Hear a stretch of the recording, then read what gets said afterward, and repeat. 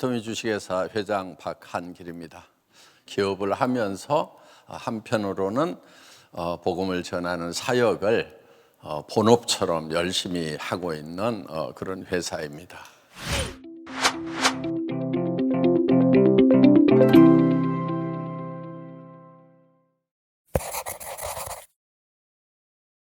코로나 팬데믹 사태가 생기면서 실질적으로는 코로나로 죽어가는 사람들보다도 이 굶어 죽어가는 사람들이 더 많은 그런 인도라든가 이런 쪽에 우리가 이렇게 이제 라이프백을 만들어 가지고 한 일주일이나 또 2주 정도를 버틸 수 있는 그런 이제 보따리를 수백 개, 수천 개를 만들어서 이렇게 이제 나누어 주는데 저희가 그런 사역들을 지금 이제 해 왔었습니다. 작년 같은 경우는 120회 정도 복음 사경회를 했습니다. 그러니까 이렇게 이제 비즈니스를 하면서도 한편에서는 항상 우리가 진출한 나라마다 복음 사경회를 합니다. 그래서 사실 비즈니스를 하기 위한 목적이었다기보다는 복음 전하는 것이 목적이었어요. 어떻게 시작이 됐냐면요. 제가 이제 한 17년 정도 월급쟁이 생활을 했습니다. 그러다가 이거 월급쟁이만 해가지고는 노후 대책도 안 서고 또 내가 하고 싶은 일들을 할 수가 없구나 해서 이제 사표를 쓰고 나와가지고 인터넷 백화점을 차렸습니다. 1999년도에 인터넷 백화점을 차렸는데 그런데 문제가 한 가지 있었어요. 시대를 너무 앞서간 거예요. 그래서 이 광 케이블이 아직 깔리지 않아서 집집마다 PC가 다 들어가지 못했고 인터넷의 아주 초보 단계인 그런 시절이었습니다. 어떻든 저는 이제 그 회사를 하다가 한 3년 정도 경영을 하다가 문을 닫게 됐습니다. 3년 버티는 동안에 그 자금이 다 소요가 되고 그리고 이제 빚도 지고 뭐 조그마한 월세방 하나만 남게 되는 그런 처지가 됐습니다. 그런데 너무 과로한 탓도 있고 또 그 기업이 망하는 그 충격에 이제 경영자가 이렇게 깊은 병이 드는 경우가 있었는데 저도 간경화와 당뇨가 심해서 의사로부터 더 이상 일을 하면 안 된다. 이런 이제 판단을 받고 있었습니다. 그러다가 어느 날 병원에 갔더니 이제 그 의사가 친구였는데 나는 더 이상 치료할 방법이 없다. 큰 병원에 갔으면 좋겠다. 이렇게 얘기를 했을 때 이 친구가 나를 포기를 하는구나. 웬만만 하면 살려보겠다고 할 건데 포기하는 거 보니까 정말 내가 깊은 병에 든 모양이다. 그리고 이제 큰 병원에 갔더니만 바로 중환자실로 이렇게 들어갔었습니다. 그리고 첫 번째 걱정이 되는 것은 사실 병원비였습니다. 그래서 간호사한테 이제 의사 선생님한테 사정사정해서 내가 이제 통원 치료를 하겠다고 해서 이제 집에 와 있었습니다. 그런데 어느 날 제가 집에서 이렇게 기절을 했어요. 그러니까 간기능이 너무 떨어지다 보니까 이제 혼절을 한 그런 사건이 일어난 겁니다. 정말 이제 이렇게 가는 거구나 하는 그 생각이 들었고 정말 이제 시간이 몇 년이 아니고 몇 달밖에 남지 않았구나 하는 그런 이제 느낌이 들었습니다. 그때 제가 마지막 남은 과제 같은 게 있었어요. 그게 뭐였냐면은 두 아들의 문제였습니다. 그때 고등학교 다니고 있었는데 염려는 다른 게 아니고 이 두 아들이 과연 끝까지 신앙 믿음을 잘 지킬 것인가 하는 것이 가장 염려가 됐었습니다. 뭐 아내는 경제적으로는 힘이 들겠지만 하나님 의지하고 살아가면은 어떻든 뭐 살아갈 수가 있을 것 같다는 생각이 들었는데 혹시 아들들이 하나님을 떠나버릴까 하는 신앙이 아직 단단하지 않기 때문에 그것이 제일 염려가 됐었고 그게 마지막 남은 염려였습니다. 떠나려고 보니까 세상의 웬만한 일들은 별게 아닌 게 되더라고요. 그래서 하나님께 기도했던 내용이 바로 이 아들들이 학교를 다 졸업하지 않아도 괜찮습니다. 또 부자로 살지 않아도 괜찮습니다. 건강하게 오래 살지 않아도 괜찮습니다. 그런 거 다 괜찮습니다. 다만 하나님 말씀 가운데서 하나님과 동행하다가 제가 먼저 가 있는 천국에서 만날 수만 있으면 정말 좋겠습니다 하는 기도를 드렸는데 뭐 길지 않은 짧은 기도였습니다. 그렇지만 제가 평생 했던 기도 중에서 제일 잘한 기도 같은 느낌이 들었고 또 이 기도는 하나님이 꼭 들어주시겠구나 하는 그런 이제 믿음이 있어서 안심이 됐었습니다. 그 기도를 마치고 났을 때 느낌은 어떤 거였냐면은 이제 떠날 준비가 다 됐다. 정말 여행 갈 때 이렇게 짐 다 싸놓고 차 불러놨는데 차가 아직 안 와. 그럼 그동안 뭐 하지? 하는 딱 그런 마음이었어요. 그래서 아직은 입은 움직일 수가 있으니까 몇몇 사람에게라도 복음을 좀 전했으면 좋겠다. 이제 복음을 좀 전해서 한 5명이라도 이렇게 제가 구원받게 하고 갈 수 있다고 하면은 정말 괜찮겠다 하는 그런 생각을 가지고 이제 복음을 전하려고 하니까 제가 기업을 하다 망했지만은 공장에 남아있는 재고들이 있었습니다. 그 재고도 또 처리를 해주고 가는 것이 도리일 것 같아서 제가 이제 그거를 원가에 갖다가 공장도 가격에 갖다가 사람들에게 나눠주면서 이렇게 싸게 줄 테니까 오라고 그랬더니 오 정말이에요 그러면서 이제 사람들이 다가오기 시작을 했습니다. 그때 이제 만나는 사람들마다 전도를 하기 시작을 한 거예요. 그래서 그분들에게 우리가 사는 거 정말 오래 사는 것 같지만 얼마 안 돼. 50년 후에는 어디가 있을 것 같아요? 30년 후에는 어디가 있을 것 같아요? 무덤 속에 있겠죠. 지금 막 열심히 노력해가지고 어떤 것을 얻었더라도 그런 거 다 버려두고 혼자 불가마 속에 들어가거나 아니면 땅 속에 묻혀서 구더기 밥이 돼야 되는 것이 우리의 최종 종점이에요. 그래서 우리가 열심히 살아간다고 하지만 실제로 우리는 죽어가고 있는 거예요. 그런데 이 죽음에 대한 대책을 세우지 않고 뭔가를 막 쌓는 것은 마치 뭐하고 같냐면은 열차가 있는데 열차를 타고 가는데 그 열차의 철로가 100년 못 가서 끊겨 있고 그것이 낭떠러지로 떨어지고 그 낭떠러지에는 불가마가 있는 거예요. 그런데 그 열차 안에서 우리가 하고 있는 일들이 결국은 누가 더 많이 가질 것인가, 누가 더 높은 자리 갈 것인가, 누가 더 유명해질 것인가, 이런 것을 다투고 있는 것 아닌가요?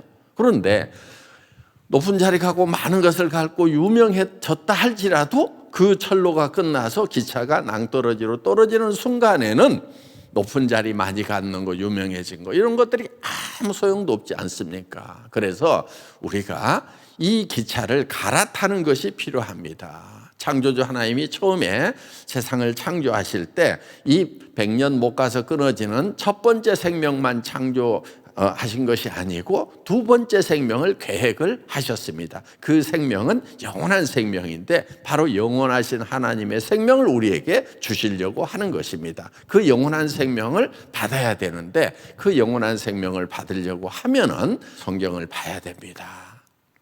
그러면서 그 영원한 생명, 영원한 열차로, 생명 열차로 갈아타는 그 사다리가 바로 십자가라는 겁니다. 그러면 여기까지 설명을 하면은 회장님 됐고요. 그냥 제품이나 주세요. 뭐 이러면서 그냥 가는 분도 있고요. 또 계속 듣겠다는 분도 있어요. 그럼 어떻게 해야 되는데요? 하면은 이제 계속 얘기가 진행이 되는 겁니다.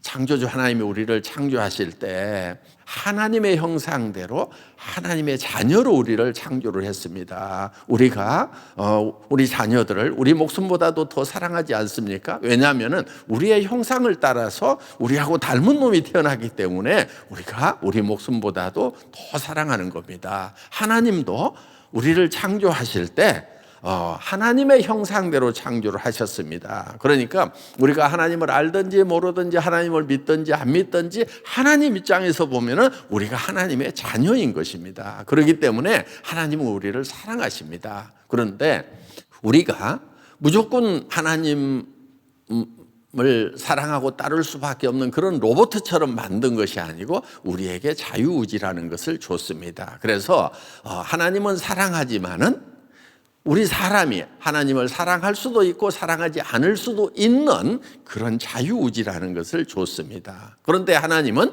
자유의지를 주고도 간절히 하나님을 사랑하기를 바랬지만은 사람들이 하나님을 떠났습니다. 하나님을 믿지 않고 하나님이 그만 선악과라는 것을 다 먹었습니다. 그러므로 말미암아서 하나님을 등지고 갔습니다. 그때 누구를 따라갔냐면은 거짓말의 왕인 사탄, 마귀라는 그 존재를 따라서 가면서 우리는 그 사탄을 따라서 계속 죄를 지으면서 살아가는 그런 이제 죄인들이 됐습니다.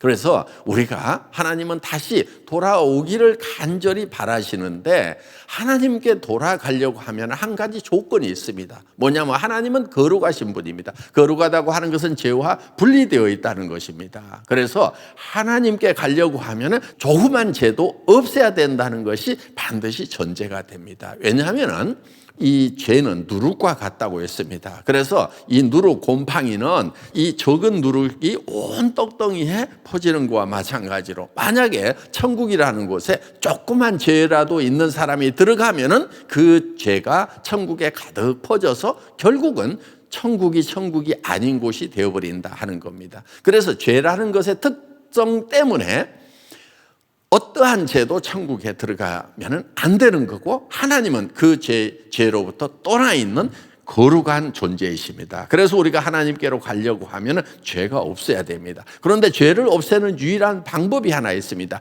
죽여서 없애야 죄가 없어지는 겁니다. 그래서 죄의 삭은 사망이요 범죄한 영혼은 죽으리라 이렇게 되어 있습니다. 그래서 우리 속에 죄가 있고 끊임없는 욕구가 있어서 우리가 죄들을 짓게 되는 것입니다. 그랬을 때 대개 이제 착하게 살아온 분들 중에는 제가 무슨 죄인이에요? 뭐 이렇게 묻는 분들이 있어요. 그런데 그 죄에 관한 기준은 바로 사모님의 생각이 기준이 아니고 거룩하신 하나님이 기준이 되는 겁니다. 하나님의 기준은 어떻게 되어 있냐면은 미워하는 자는 살인한 자니라 이렇게 되어 있습니다.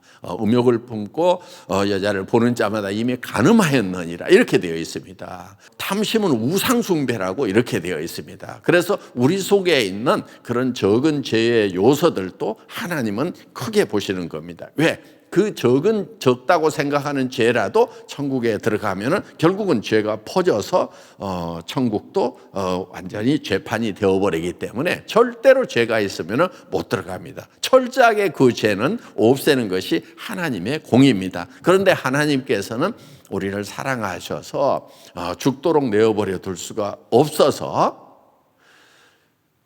하나의 방법을 생각해 내신 것입니다. 그 방법이 뭐냐면은 하나님이 사람의 옷을 입고 오셔서 직접 대신 죽으시는 겁니다. 그래서 십자가에 예수님이 못 박혀 죽으시고 그것이 우리를 사랑하셔서 우리 죄를 대신 지시고 죽으셨다는 그 사실을 믿기만 하면은 그 사실이 믿어지면 믿음으로 말미암아서 구원을 얻을 수 있는 새롭고 산 길을 우리에게 마련해 주셨습니다.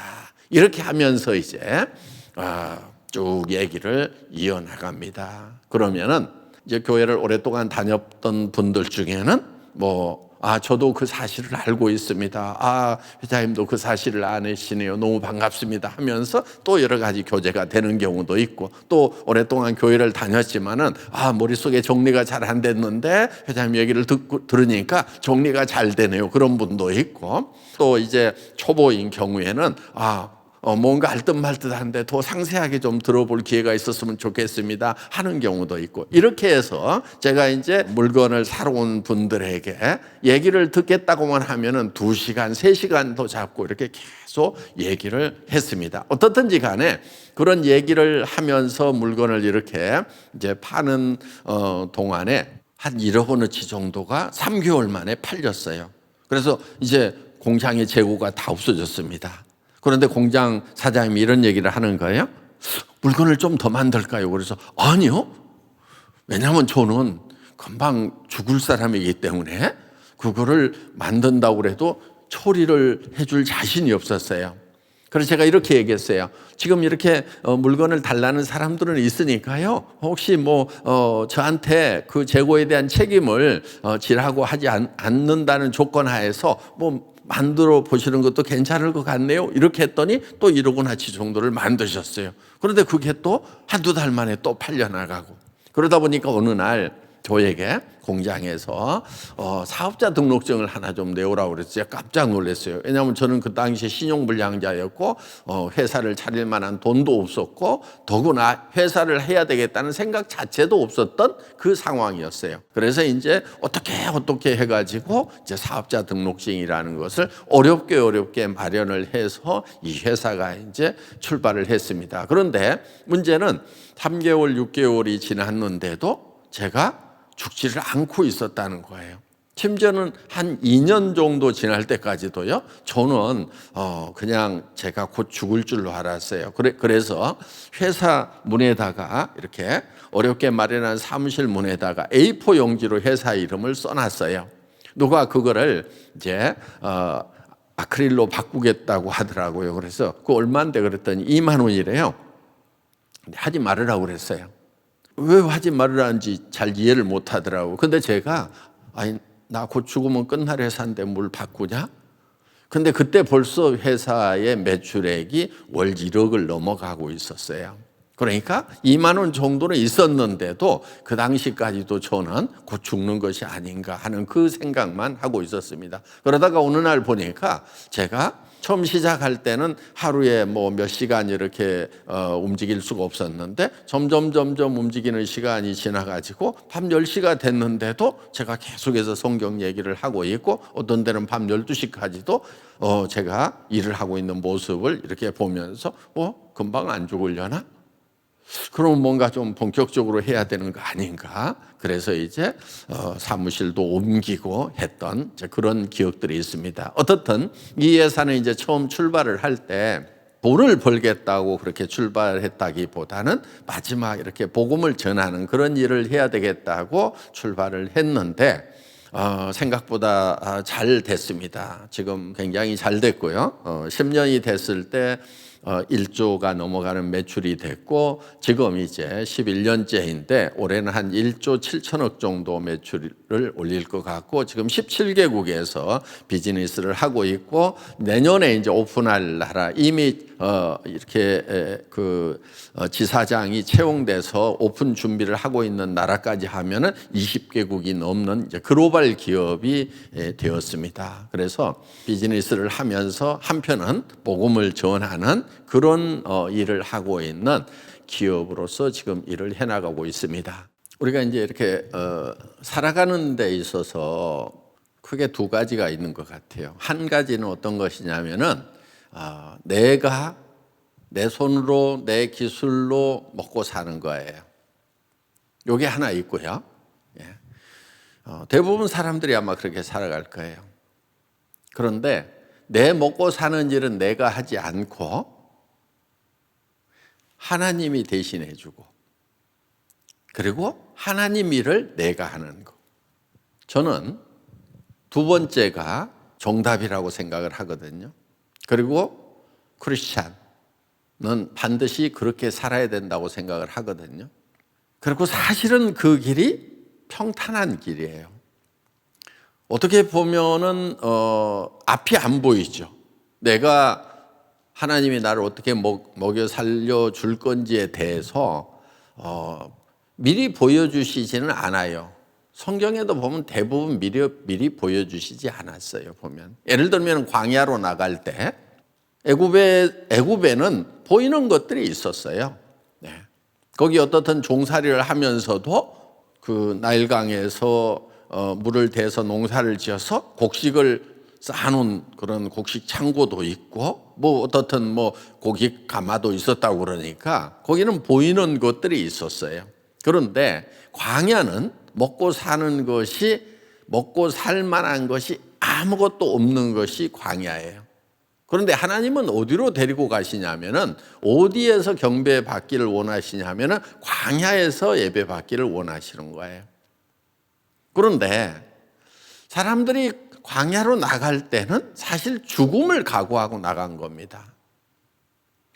그래서 그 광야에 가면은 우리가 아는 것처럼 만나가 있다거나 뭐 르비딤 바위가 터져가지고 생수가 흘러나온다거나 이런 보장이 전혀 없는 상태에서 그냥 광야로 나갔던 거예요. 그거는 사실 죽음을 각오하고 오직 하나님을 예배하기 위해서 나갔던 거거든요.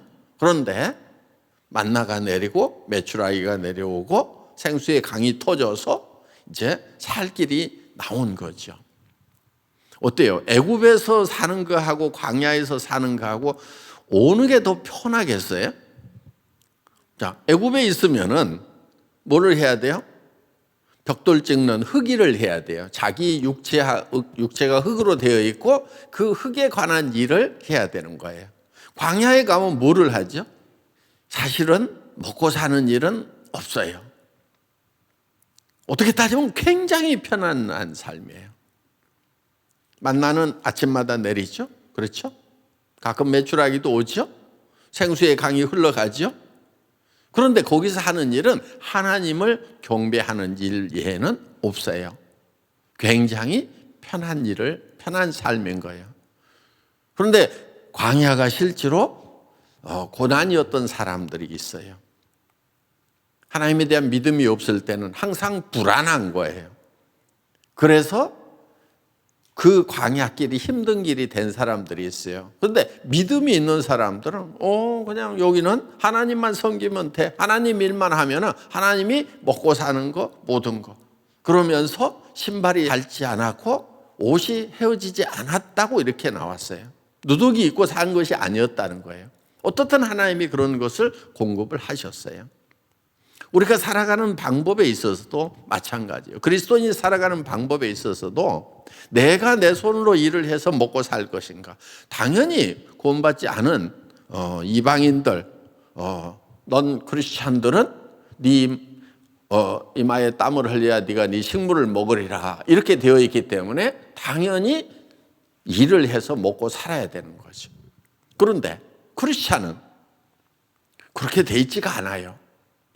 자기가 일을 해서 자기 먹고 사는 문제를 해결하는 것이 아니다 하는 거예요. 그런 게 성경에 어디 있냐고 하는 분들이 많은데 우리가 제일 잘 아는 산상수훈이라고 있죠. 예수님이 직접 설교하신 마태복음 5장, 6장, 7장 거기에 명쾌하게 나와 있다는 거예요. 너희는 무엇을 먹을까? 무엇을 입을까? 염려하지 말라, 구하지도 말라. 이는 이방인들이 구하는 것이라. 하나님의 자녀가 되면은 그런 것을 염려하거나 구하지 말으라는 거예요. 그럼 어떻게 되는 거예요? 하나님이 해결하시겠다 하는 거예요. 하나님이 다 공급을 해 주시겠다고 약속이 되어 있는 거예요. 그러니까 하나님의 자녀가 되면은 엄청난 특권이 생긴다 하는 겁니다.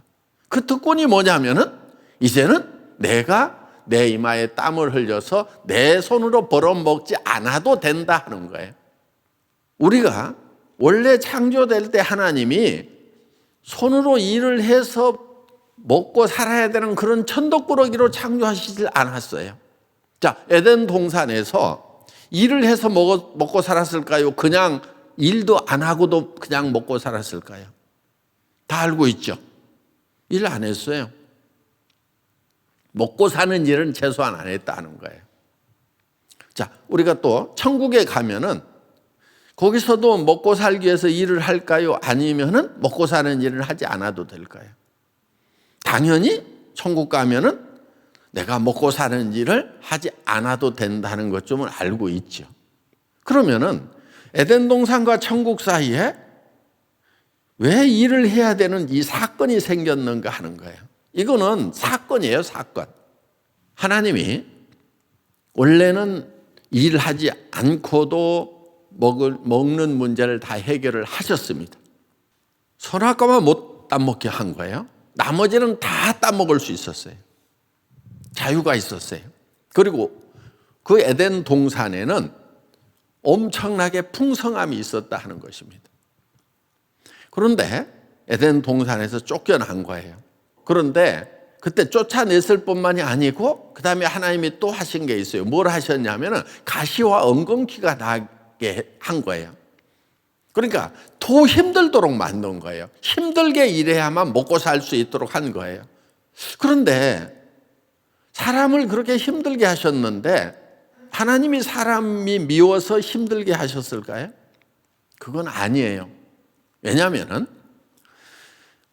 하나님이 인생들에게 노고를 주사 수고하게 하신 것을 내가 보았노라 하는 성경 구절이 있어요. 하나님이 인생들에게 노고를 준 거예요. 수고를 한 거예요. 이마에 땀을 흘려야 식물을 먹을 수 있도록 땅을 척박하게 하고 가시와 엉겅퀴가 나게 한 것이 하나님이 하신 것이에요. 그런데 그렇게 사람들을 힘들게 한 것이 하나님의 본심이 아니라는 말씀이 또 있어요. 그럼 하나님의 본심은 뭐냐 이거예요. 나를 떠나서는 편하게 살 수 없도록 하는 거예요. 하나님을 떠나서는 편하게 살 수 없도록 하는 거예요. 그럼 하나님의 본심은 뭐예요? 야, 편하지 않으니까 돌아오라 이거예요. 그래서 우리가 살아가는 동안에 일을 해야 되는 것은 하나님께 돌아오지 않았기 때문이고, 하나님을 떠나 있는 상태에서는 우리가 수고를 하도록 함으로 말미암아서 하나님을 그리워하도록 만드신 거다 하는 겁니다. 자, 그러면은 하나님께 돌아왔고 하나님의 자녀의 지위를 이제 회복을 했어요.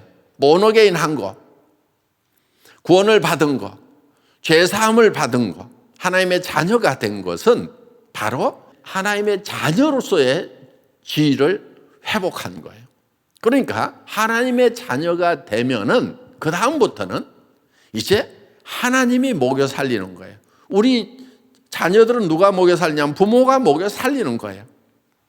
마태복음 5장, 6장, 7장을 보면은 너희는 무엇을 먹을까 무엇을 입을까 염려하지 말라 구하지도 말라. 이는 이방인들이 구하는 것이라. 하나님의 자녀 아닌 사람들이 구하는 것이라. 너희에게 그러한 것이 있어야 되는 줄을 너희 하늘 아버지께서 이미 알고 계신다 하는 거예요. 그러면 뭐를 하라는 얘기냐? 너희는 먼저 그의 나라와 그의 의를 구하는 일만 하라 하는 거예요.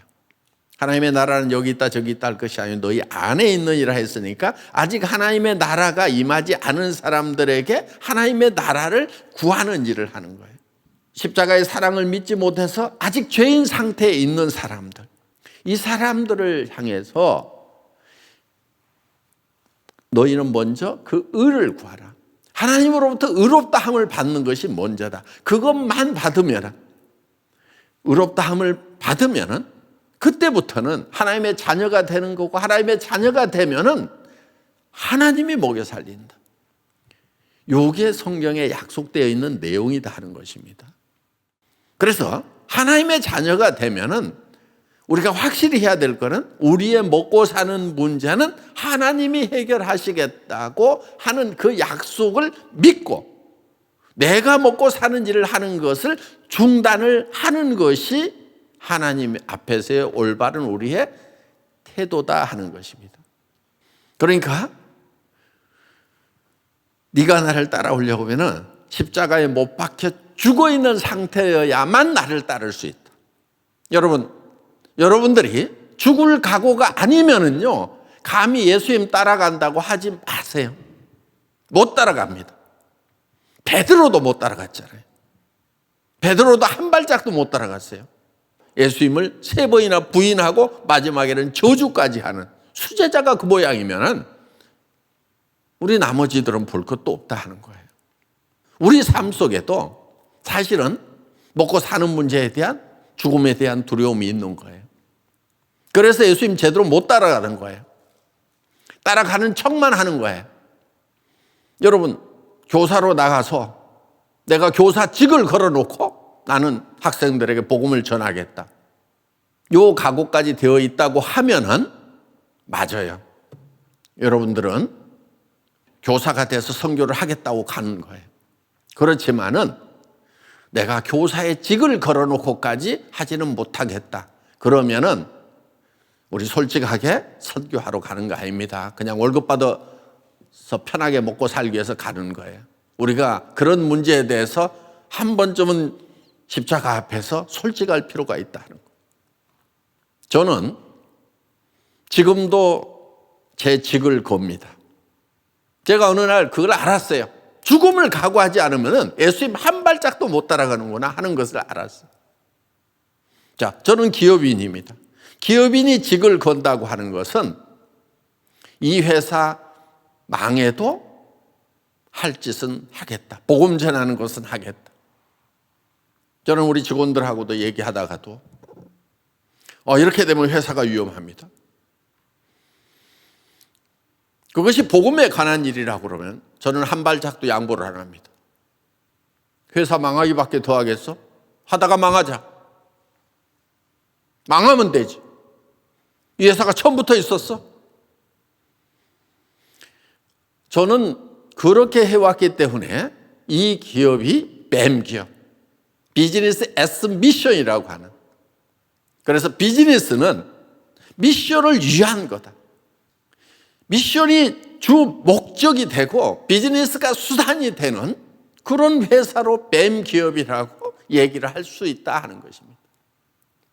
초창기에 제가 많은 회원들이 모였을 때도 성경 얘기를 계속 해나갔습니다. 그 성경 얘기를 하는 가운데는 여러분 한참 이제 사람들은 돈 벌겠다고 하니까 돈 버는 얘기 해주죠. 돈 버는 얘기 해주지만은 그 중에 어떤 얘기를 반드시 꺼내냐면은 여러분 이 회사에 와서 여러분들 돈 버는 거 정말 좋습니다. 여러분들이 돈 벌 수 있도록 제가 최선의 노력을 다하겠습니다.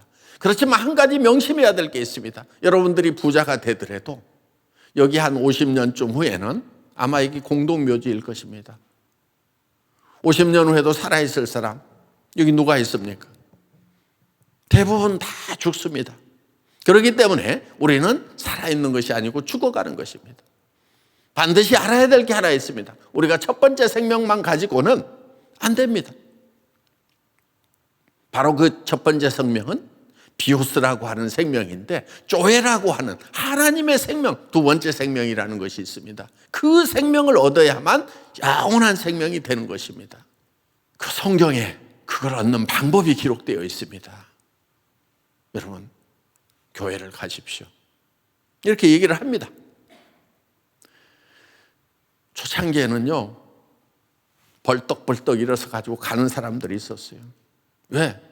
아니 절에 스님도 오셨는데 여기 막 성경 얘기하고 그러니까 어떤 사람은 또 아니 기분 나쁘게 막 죽는 얘기를 왜 하냐고 막 하면서 이제 벌떡벌떡 일어나서 가는 사람들이 있었습니다.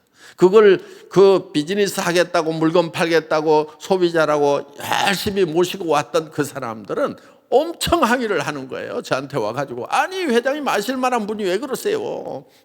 종교 얘기를 그렇게 하시냐고. 회장님 혼자 잘 믿는 거 저희 뭐라고 안 해요. 그런데 제발 일반 대중들 모아놓고 종교가 다른 사람들 모아놓고 거기서 성경 얘기하고 막 무덤이라고 그러고 50년 후에 다 죽었다고 그러고 그러면은 이 비즈니스 어떻게 하라는 얘기입니까? 제발 좀 하지 마세요. 제가 단호하게 얘기합니다. 그거요. 그거 못하게 하면은 제가 이 회사 떠납니다. 저 이 회사 문 닫아버립니다. 내가 왜 이 회사 하는데요? 아주 강경하게 얘기를 했어요. 절대로 한 발짝도 안 물러선 거예요. 어떻든 그러는 가운데서 복음은 전해져 나가는 거예요. 그래서 이제 한국에서만 그러는 것이 아니고 전 세계적으로 그런 것들을 하는 거예요.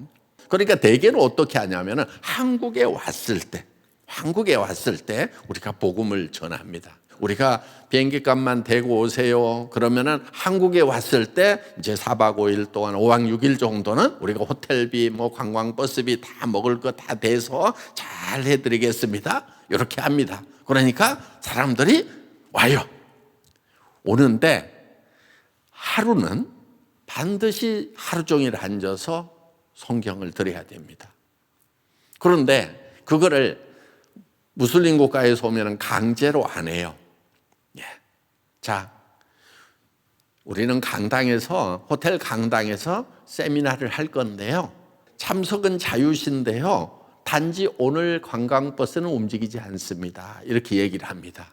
그럼 호텔방에서 혼자 있든지 아니면은 심심하면은 내려와서 듣든지. 그러니까 우리는 강제로는 안 한 거예요. 자, 그래서 우리는 그런 방법을 통해서도 복음을 전합니다. 자, 믿고 안 믿고는 두 번째예요. 그런데 믿음은 들음에서 나며 들음은 그리스도의 말씀으로 말미암았느니라. 그렇기 때문에 일단 들려주는 것 우리의 할 일이고, 들려주면은 말씀의 힘이 있어서 파고드는 거예요, 그 영혼에. 그래서 회사에 사활을 걸어놓고 전도를 하겠다, 기업이 망하더라도 우리가 할 일은 해야 되겠다, 이 각오가 아니면은 실제로 복음이 잘 안 전해집니다. 형식적으로만 되는 거고. 그래서 이 애텀이라는 회사를 통해서 그래도 10여 년 동안에 복음이 활발히 전해진 거예요. 여름 수련회 때 같은 때는 전 세계에서 한 3,000여 명, 3,500명씩 이렇게 모입니다. 그 사람들이 대부분 애터미를 통해서 복음을 듣게 된 사람들이에요. 어떻든 한 기업이 그래도 한 이런 미팅에서 몇천 명씩 모이는 그렇게 되기까지는 회사에 사활을 걸어놓고, 앞으로도 마찬가지입니다. 복음을 전하는 일에 있어서는 회사에 사활을 걸어놓고 한다. 당연히 리스크도 있을 거다. 회사가 망하더라도 하다가 망하자. 복음도 못 전하면서 회사만 잘 됐어. 그랬더니 천국 갔더니 뭐 하다 왔느냐? 저 큰 회사 경영하다 왔는데요, 점수 그런 건 여기서는 안 쳐주거든? 이렇게 될 거 아니에요. 그래서 우리가 살아가는 데 있어서 정말 내가 할 일과 하나님이 하실 일을 정확하게 구별하는 거예요. 하나님이 하실 일이 뭐냐면은 저를 먹여 살리는 일이에요. 저는 한편 배짱이 있는 거예요. 애터미 회사를 통해서만 꼭 나를 먹여 살리냐? 이런 회사를 내가 기획을 했냐? 아니지 않느냐? 이것이 하나님의 인도하심에 의해서 돼가고 있는 비즈니스라고 하면은 하나님은 또 다른 방법으로, 전혀 생각지도 못했던 방법으로라도 나를 먹이실 거다.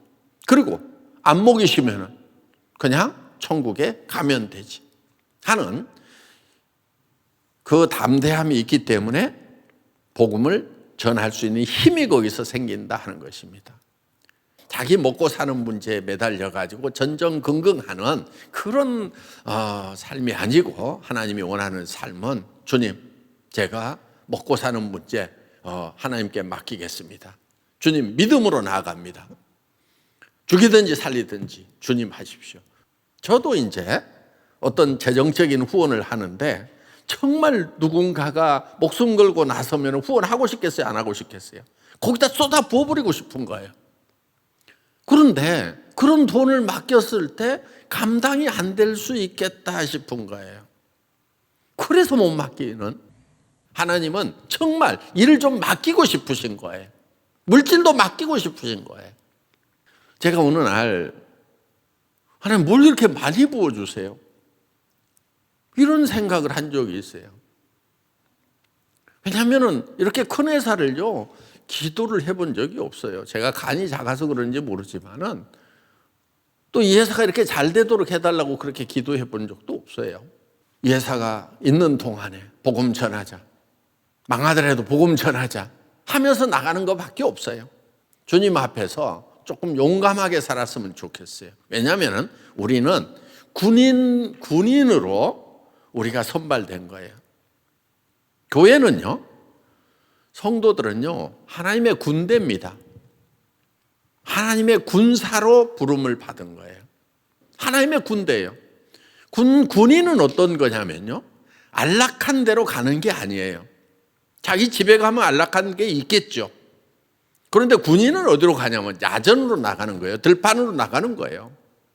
그래서 거기에서 적과 대치하는 겁니다. 이게 군인의 삶이에요. 대개 사람들이요, 왜 사냐고 물어보면 답을 잘 못하죠. 행복하려고요. 대개 그게 목적이라고 얘기를 합니다. 어떻게 하면 행복하죠? 대개는 돈 좀 벌고, 그리고 유복한 가정을 만들고, 그리고 노후가 안정되게 안락하게 사는 것, 그것을 행복이라고 그러고, 그래서 물질이라는 것과 그 다음에 어떤 명예와 어떤 권력을 추구를 합니다. 그런데 그게 우리가 쏟고 있다는 걸 알아야 돼요. 마귀는 거짓의 압이라고 그랬어요. 물질을 가지고 너희가 안락해질 수 있다, 행복해질 수 있다고 속삭이는 게 이 사탄의 특징이에요. 대표적인 거짓말입니다. 자, 권력과 돈과 지식이 있으면 행복해질 거라고 착각을 하고 살아가는 거예요. 높은 자리 갈수록요, 내 마음대로 해서 거칠 게 없을 것 같다. 그렇지 않습니다, 여러분. 높은 자리 가면은요, 진짜 조심해야 되고요. 진짜 꼼짝도 못해요. 간단한 어떤 실수도요, 엄청난 화제거리가 되기 때문에 엄청나게 스트레스 받는 자리예요. 어떻게 유명해지고 하면은요, 그만큼 조심해야 되고 위축되는 거예요. 그래서 권력이 있는 자리 가면은 편해지고 내 마음대로 할 수 있다. 절대로 내 마음대로 못 해지는 거예요. 돈이 많으면은 행복해지고 편해질 거다. 그렇지 않습니다. 어때요? 재벌 회장님들 그렇게 편하게 살까요? 아침부터 늦게까지 밤낮 없이 일하고 살까요? 정말 밤낮 없이 일합니다. 그렇지 않으면은 그 자리를 지켜낼 수도 없고 그 재산을 지켜낼 수도 없어요. 어느 한순간에 가버릴 수도 있다는 거예요. 그렇기 때문에 훨씬 더 죽고 살고 일을 합니다. 지식이 많아지면 모든 문제에 대해서 싹싹 해답을 아니까 머리가 개운할 것 같은데요. 지식을 더하는 자는 본뇌를 더하리라. 이렇게 돼 있어요. 그래서 권력이 많아지고 돈이 많아지고 지식이 많아지면은 내가 편해지고 행복해질 거라고 하는 그런 착각을 일으키게 할 뿐이다 하는 것입니다. 실제로 행복은 어디에 있냐면은 내 마음속에 하늘의 빛이 가득할 때, 주님의 사랑이 내 마음속에 가득 차 있을 때, 하나님의 말씀과 하늘나라에 대한 소망으로 가득 찰 때, 그때 저는 가장 벅차고 행복한 것 같아요.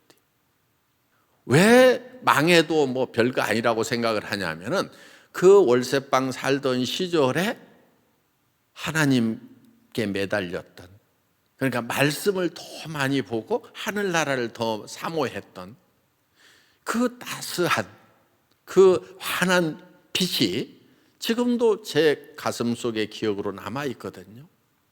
그러니까 도리어 요즘에는 바빠서 그런 거 좀 잊어버리는 거 아니야? 내가 돌이켜야 되겠다. 성경 보는 시간 더 늘려야 되겠다. 이런 생각을 많이 합니다. 지금도. 그 힘든 시절에 하나님이 더 가까이 제가 다가갈 수 있었어요. 그래서 그때 가지고 있었던 그 하나님의 사랑의 따스함이 있었기 때문에 그것이 진정으로 행복한 거다 하는 겁니다. 하나님이 우리를 핏값으로 사셨죠. 노예를 돈 주고 사는 것과 마찬가지로 핏값을 치르고 우리를 사셨어요. 그러니까 우리는 하나님의 노예예요. 그래서 우리가 하나님을 주인님, 주님 이렇게 부르는 거예요. 그러면 노예는 보장된 휴식 시간이라든가 이런 게 없어요.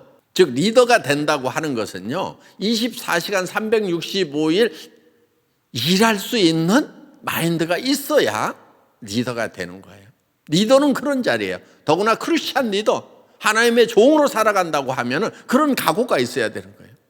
잠은 언제 자느냐? 잠자는 시간 따로 있는 게 아니에요. 일하다가 지쳐서 쓰러지면은 잠자는 거예요. 깨어나면 뭐예요? 다시 일하는 거예요. 그 정도가 돼야 그나마 웬만한 일을 처리할 수가 있어요. 우리 직원 중에도 그런 사람이 있어요. 회장님, 워라벨에 대해서 어떻게 생각하세요? 제가 이렇게 얘기를 했어요. 워라벨 좋다. 당연히 그렇게 돼야 되지. 워크와 라이프의 밸런스가 맞았으면 좋겠다. 나는 그렇게 살아가지 못하는 사람인데 여러분들은 좀 그렇게 살았으면 좋겠다. 그런데 자, 하루 동안에 워크 앤 라이프의 밸런스를 맞출 거냐, 일주일 동안에 맞출 거냐, 1년 동안에 맞출 거냐, 평생을 맞출 거냐. 우리가 한번 좀 롱텀으로 생각을 해보자. 그렇게 봤을 때, 자, 젊은 날, 자, 30세까지는 대개 일을 하려고 해도 일다운 일이 없다. 자, 30부터 60까지는 일을 하는 기간이고, 그런데 60부터 90까지는 일을 하고 싶어도 일이 없는 시간이 있다 하는 거예요. 또 70, 80, 90이 되면은 일이 있더라도 체력이 안 돼가지고 일을 할 수 없는 구간이 있다 하는 겁니다. 그런데 예를 들면 이 일해야 될 구간에 그때 워크앤라이프의 밸런스를 맞춘다고 해 나가다 보면은, 자, 80, 90 됐을 때도 워크하고 라이프하고 해 밸런스를 맞추고 있을 거냐? 그때는 일이 없어서 못 맞춘다 하는 거예요. 그러면은 우리가 인생을 세 토막으로 나눠가지고 학습기, 일하는 기간, 쉬어야 될 기간으로 본다고 하면은 일하는 기간에 죽고 살고 일하는 것이 도리어 인생의 워크앤라이프의 밸런스가 맞는 거 아니냐. 그래야 노후에 쉴 수밖에 없을 때 푹 쉴 수 있지 않느냐. 그러니까 워크앤라이프의 밸런스는 일할 때는 죽고 살고 밤낮 없이 일하고, 쉬어야 될 때가 되면은 밤낮 없이 그냥 쉬는 것이 밸런스가 맞는 거다. 저는 그렇게 생각을 합니다. 전 65세니까 지금은 이제 쉬어야 될 나이예요. 그런데 지금 쉬지를 않고 있어요. 그거는 제가 제 인생만 이 세상에서 살아가는 동안만 산다고 하면은 당연히 쉬어야 되겠죠. 일만 하다가 가면은 너무 억울하잖아요.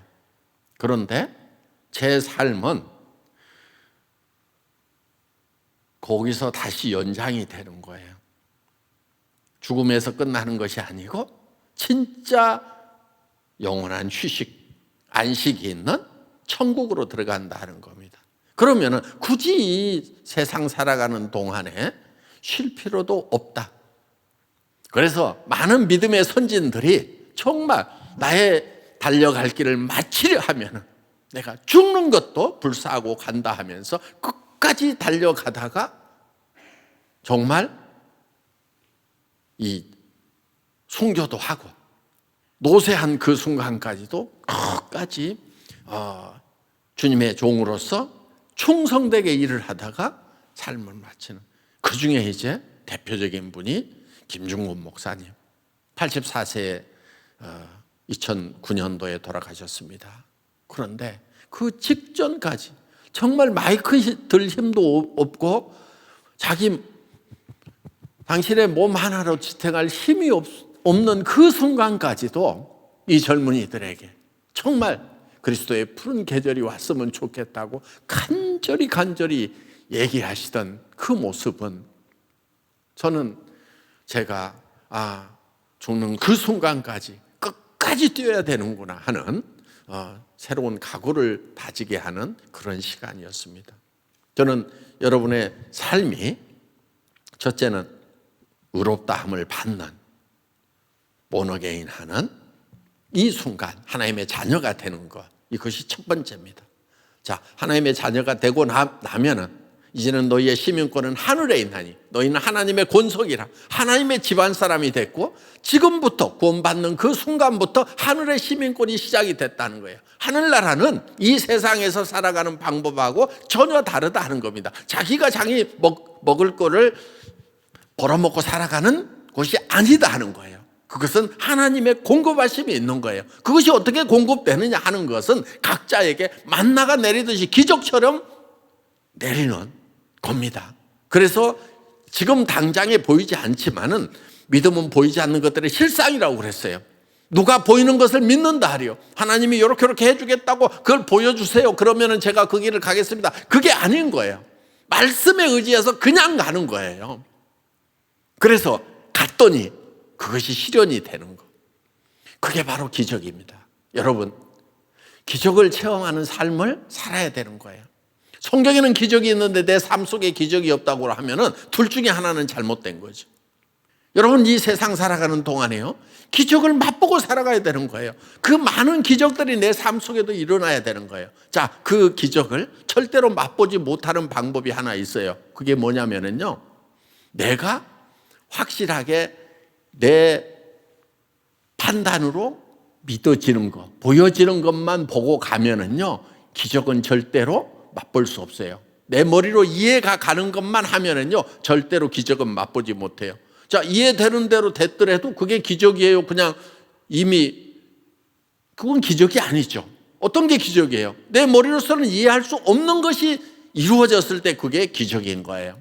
그럼 우리 삶 속에 기적이 일어나려고 하면은 방법은 간단한 거예요. 내 생각으로는 도무지 이해가 안 가. 그런데 말씀이 그러해. 그래서 말씀대로 했더니 우와, 그게 이루어진 거예요. 그때 우리는 기적을 맛보는 거다 하는 겁니다. 너희는 무엇을 먹을까 무엇을 입을까 염려하지 말라고 하니까 알겠습니다 하나님, 지금부터는 염려 안 합니다. 할렐루야. 너희는 먼저 그 나라와 그 의를 구하라고 했으니까 그 의를 구하는 일만 하겠습니다. 복음 전하는 일만 하겠습니다. 피차 뜨겁게 사랑하라고 그랬으니까 내 이웃을 내 몸같이 사랑하는 그런 일만 하겠습니다 하면서 그렇게 살아갔더니 다른 사람들이 염려하는 그 먹고 사는 문제가 기적처럼 해결되는 그런 삶이 돼야 된다 하는 것입니다. 우리의 먹을 것을 가지고 염려하는 삶이 아니고 그것은 하나님께서 공급하시겠다고 하니까 믿고 나아가는 그런 담대한 믿음을 가진 사람들이 되었으면 좋겠다 하는 그런 바람을 가지고 있습니다. 오늘 여기까지 하겠습니다.